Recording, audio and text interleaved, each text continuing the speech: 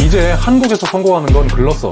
모든 산업과 시장에 확고한 지배자가 있고 괜찮은 자리나 기회는 모두 있는 사람들이 독점하니까 돈 없고 백 없는 사람들은 죽으라는 말이지 뭐. 혹시 이렇게 생각하고 계신가요? 그러면 오늘 영상을 꼭 보셔야 됩니다. 안 그러면 학벌 매트릭스에 갇혀서 평생 노예 신세를 벗어나기가 어려울 거예요. 안녕하세요. 픽스쿨의 백운용입니다. 학벌주의 대한민국 6부입니다. 5부에서는 학벌주의의 전망을 살펴봤는데요. 핵심은 먼저 한국 경제의 고도화 및 저성장으로 번듯한 일자리가 감소했다. 다음으로 이에 따라 부자들을 중심으로 해외 유학이나 이른 입시 준비가 대안으로 떠올랐고, 학령 인구를 고려할 때 10년 후에는 해외 명문대 및 국내 1% 명문대와 그 외에 원서를 내기만 해도 합격하는 99%의 대학으로 입시가 양극화될 것이다. 끝으로 AI 기술의 발전으로 2040년을 전후해서 0.001%와 99.999%로 나뉘는 극단적인 초양극화 사회가 되고, 앞으로 AI가 있는 인간들은 없는 인간들을 대체할 것이다. 이렇게 요약할 수 있겠습니다. 이어서 오늘 영상에서는 학벌주의의 대응을 개인적 대응과 사회적 대응으로 구분하고 개인적 대응을 먼저 알아보겠습니다. 오늘 영상을 통해서 사람들이 왜 학벌주의에서 벗어나기 어려운지, 벗어나야 하는 이유와 방법은 무엇인지 자세히 알 수 있으니까요. 이 영상 꼭 놓치지 마세요. 1부에서 5부까지 학벌주의의 본질, 실체, 개인적 폐해, 사회적 폐해 이렇게 다뤘잖아요. 이걸 한 단어로 요약하면 뭘까요? 바로 세계관입니다. 2024년에 한국 사회가 어떤 세계관을 갖고 있는지 밝히는 과정이었다고 할 수 있죠. 저는 세계관을 말하니까 딱 떠오르는 영화가 하나 있는데요. 벌써 세기말적인 분위기가 물씬 풍기죠? 바로 워쇼스키 남매의 기념비적인 SF 영화 매트릭스입니다. 2199년 지구는 고도로 발달된 인공지능이 인간을 지배하는 세계입니다. 인공지능과의 전투에서 패배한 인간들은 기계들이 만든 인공자궁에 갇혀서 그들에게 필요한 에너지, 즉 건전지로 사용되는데요. 인간이 희노애락을 느낄 때 발생하는 열 에너지를 전기 에너지로 전환하는 방식입니다. 그러면 희노애락을 어떻게 느끼게 하느냐? 뇌의 좌우 4개 반구에 신경만 칩을 이식해서 이걸 통해 무언가를 보고, 듣고, 냄새를 맡고, 맛보고, 접촉을 느끼는 오감을 조작함으로써 가상현실을 실제처럼 느끼게 하는 거죠. 그리고 바로 이 가상현실의 이름이 매트릭스입니다. 영화 속 등장인물인 오라클은 인간의 심리를 분석하고 예측하는 직관적인 프로그램인데요. 이 편에서 오라클은 각성한 네오가 찾아왔을 때 본인도 매트릭스 내의 프로그램이라는 사실을 밝히고, 이곳에는 다양한 프로그램들, 이를테면 새를 관리하거나 나무나 바람, 일출과 일몰을 관장하는 프로그램들이 사방에서 각자의 기능과 역할을 하고 있다고 말하죠. 그리고 당신도 결국 프로그램이면 인간을 통제하는 수단일 텐데 어떻게 당신을 믿느냐라고 묻는 네오한테 매트릭스에서 깨어난 인간들이 모여 살고 있는 시온을 구할 수 있는 방법을 알려줍니다. 저는 바로 이 세계관을 차용하려고 하는데요. 왜냐면 4부 학벌주의의 폐해에서 정리했던 것처럼 초, 중, 고, 대학으로 이어지는 교육제도부터 정치나 경제체제와 같은 거시 환경, 그리고 가정이나 문화 관습과 같은 미시적인 환경 등이 우리가 특정 선택을 할 수밖에 없도록 유도하거나 때때로 강제하잖아요. 이런 모습을 통해서 저는 우리가 매트릭스의 통제에서 벗어나려고 발버둥 치고 있는 영화 속 네오를 비롯한 시온의 사람들과 굉장히 닮았다고 생각했기 때문이에요. 그런데 인류 최후의 도시라고 하는 이 시온은 일종의 휴지통이거든요. 99%의 사람들은 매트릭스라는 가상현실을 잘 받아들입니다. 기계가 주입한 기억을 가지고 기계의 통제에 따라서 아무런 의심 없이 잘 살아가죠. 그런데 네오를 포함한 1%의 사람들은 무의식적으로 이런 가상현실을 거부합니다. 뭐라고 설명할 수는 없는데 자꾸 이상함을 느끼는 거예요. 매트릭스의 입장에서 보면 일종의 버그, 오류인 셈입니다. 그래서 매트릭스를 만든 아키텍처는 이 버그들을 시온에 모았다가 네오라는 안정화 프로그램을 장착한 인간을 통해서 주기적으로 해결하는 거예요. 이 편에서 아키텍처는 이 과정을 이미 5번이나 진행했다고 밝혔죠. 대다수의 사람들이 시스템을 받아들이고 소수의 사람들만 시스템에 저항한다. 이것도 우리 현실과 굉장히 비슷하죠. 사회 구조, 즉 시스템을 어떻게 바라보느냐에 따라서 반응이 달라진다는 말인데요. 고등학교 사회문화 시간에서 배운 기능론과 갈등론으로 이걸 설명할 수 있습니다. 기능론은 사회를 하나의 유기체로 보고 상호 의존적인 상하위 구조가 사회 전체의 유지와 통합에 필요한 기능을 분담하고 협력해서 수행한다고 보고요. 갈등론은 자본가와 노동자, 지배층과 피지배층과 같이 사회가 분할되어 있다는 점에 초점을 맞추고 상충된 목표를 추구하는 개인이나 집단들이 권력이나 이익을 획득하기 위해 끊임없이 경쟁하고 갈등한다고 봅니다. 교육에 대한 관점도 크게 다른데요. 기능론은 두 가지를 강조합니다. 첫 번째는 교육제도가 한 사회의 공통적인 감성과 신념, 집합의식을 새로운 세대에 내면화시키고 그 사회의 특징을 유지하고 구성원들의 동질성을 확보함으로써 사회화에 기여한다는 점이고요. 두 번째는 평등한 교육기회 제공과 학교의 공정한 선발을 통해서 개인의 능력과 소질, 성취 및 학력에 따라 적절한 사회적 역할을 수행할 수 있도록 배치한다는 점입니다. 반면 갈등론은 교육제도가 사회 지배계층이 기존의 질서를 정당화하고 유지하기 위해서 그들에게 유리한 규범과 가치, 태도를 교육 과정으로 조직화한다고 보고 있고요. 평등한 교육기회와 학교의 공정한 선발 및 배치 기능이 부모의 사회경제적 지위에 따라서 결정되는 부분이 많기 때문에 능력주의에 따른 지배를 정당화하기 위한 장치라고 비판합니다. 갈등론의 중심에는 사회의 변동을 지배층과 피지배층 간의 충돌과 투쟁으로 보는 마르크스주의가 자리하고 있는데요. 이 마르크스주의에서는 학교가 학생들로 하여금 엄격한 규칙을 따르고 권위에 복종하고 동일한 작업을 반복적으로 하게 함으로써 효율적이고 순종적인 노동력을 재생산한다고 지적했고요. 이 과정에서 자신의 자유나 권리는 물론이고 삶의 목표까지 잃어버린 결과 다른 사람의 지시나 시스템에 종속된 수동적인 사람이 된다고 주장합니다. 그래서 군인, 경찰, 법조인 등의 공무원이든 대기업 직원이든 시스템을 유지하는 데 도움을 주는 모든 사람들을 쇠사슬을 자랑하는 노예라고 부르고요. 특히 교육제도를 유지하고 운영하는 교사를 계급의 이익과 반대되는 행위를 한다고 해서 반역자라고 부릅니다. 모피어스가 인공자궁에서 구출된 네오를 연습용 가상현실에 데려갔을 때 여기 누구든 매트릭스의 통제 프로그램인 요원이 될 수 있으니까 늘 경계해야 된다고 말한 것과 같은 맥락이죠. 하지만 그럼에도 불구하고 기능론과 갈등론 모두 인간이 물질적인 존재이고 물질적인 필요를 충족시키기 위해 끊임없이 노력해야 된다는 점에는 동의합니다. 다시 말해 기능론과 갈등론을 초월해서 자본주의 국가든 사회주의 국가든 시장경제 국가든 계획경제 국가든 상품이나 서비스를 만들고 사고 팔고 쓰면서 살아가는 행위인 경제활동을 가장 중요하게 생각한다는 말이에요. 그리고 이러한 경제활동에서 창출된 가치를 숫자로 환산하면 바로 우리가 아는 돈이 되는 겁니다. 돈이 뭐라고요? 상품이나 서비스의 생산, 분배, 소비 과정에서 창출된 가치를 숫자로 환산하는 것이다.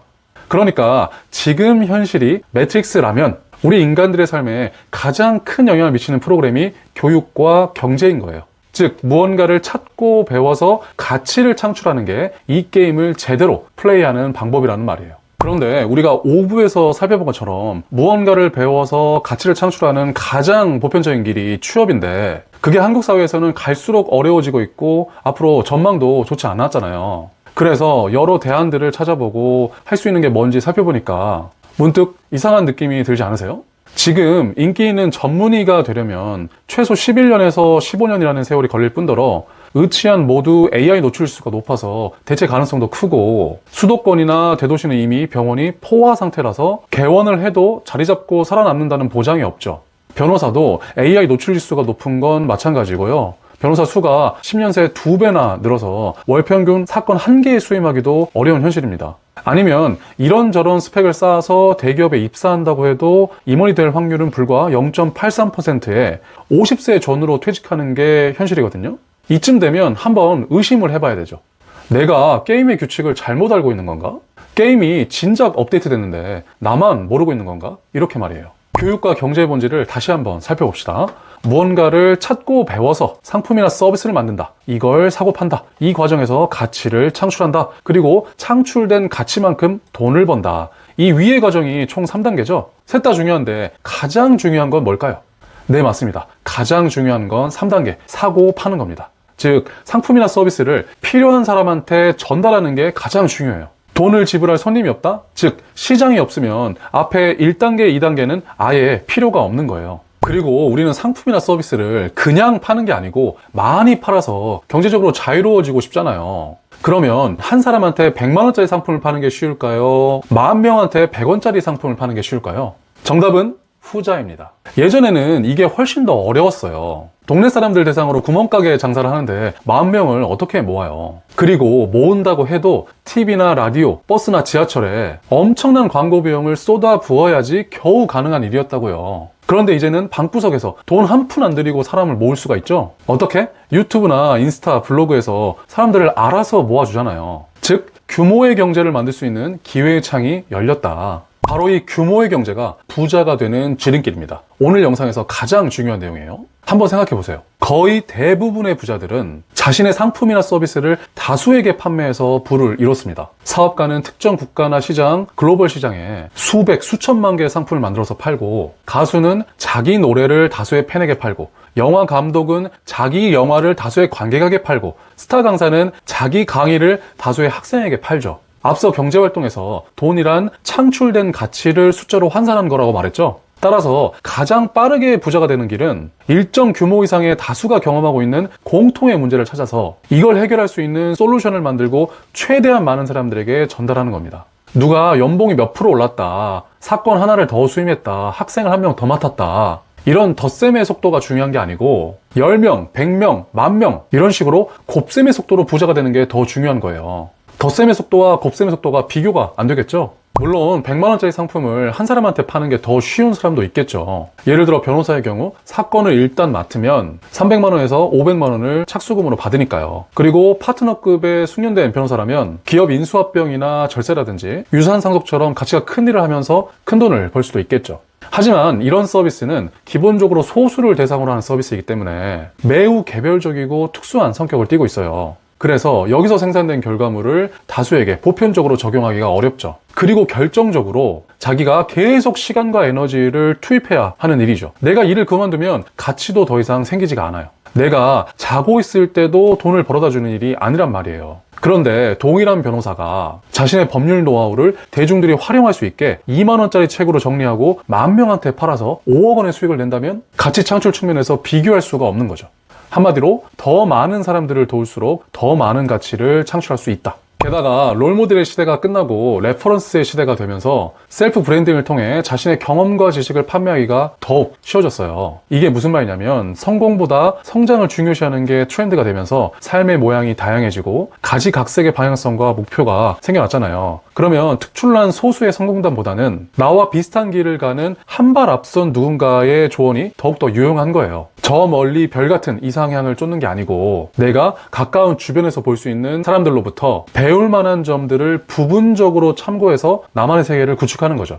이러한 공감대와 동질감이 대상이나 브랜드에 대한 사랑과 열정으로 엄청난 지지를 보내는 커뮤니티가 되고 함께 배우고 성장하는 팬덤으로 이어지는 겁니다. 강력하게 사랑받고 지지받는 팬덤이 있는 브랜드라면 누군가의 문제를 해결하고 즐겁게 하고 편안하게 만드는 그 가치 창출이 엄청나겠죠. 돈은 이러한 가치 창출이 있으면 자연스럽게 따라오는 거고요.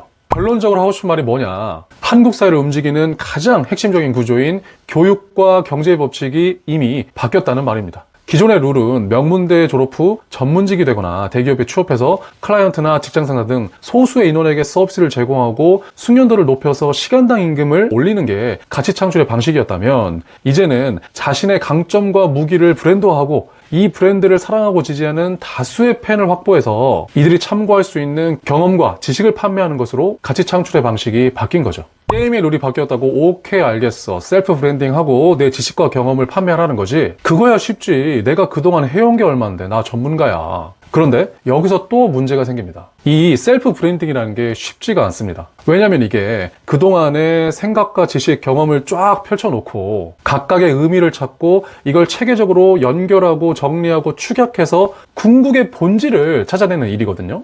그리고 본질을 찾았다고 해도 그걸 사람들이 겪고 있는 문제랑 연결해서 솔루션을 만들고 또 이걸 전달하기 위해 플랫폼 내에 있는 사람들을 나한테 끌어오는 일은 또 다른 문제란 말이에요. 그래서 많은 사람들이 한두 번 시도하다가 잘 안 되니까 이미 편안하고 익숙한 하지만 결코 부자가 될 수 없는 그 길로 다시 돌아가는 거예요. 평생 매트릭스를 진실로 믿고 살아오다가 인공자궁 밖으로 꺼내진 네오가 자신의 신체를 제대로 쓸 수 없는 거랑 마찬가지라고요. 또 마르크스주의의 관점에서 보면 시스템에 너무 종속되고 길들여져 버린 나머지 자기 자신을 잃어버린 인간 소외 현상이 발생한 거죠. 그래서 너무나도 확고한 대학 입시 몰빵, 명문대 졸업, 번듯한 일자리 취업이라는 이 낡은 프로그램, 즉 학벌 매트리스를 깨부수고 탈출하기 위해서는 11가지 금단의 방정식이 필요합니다.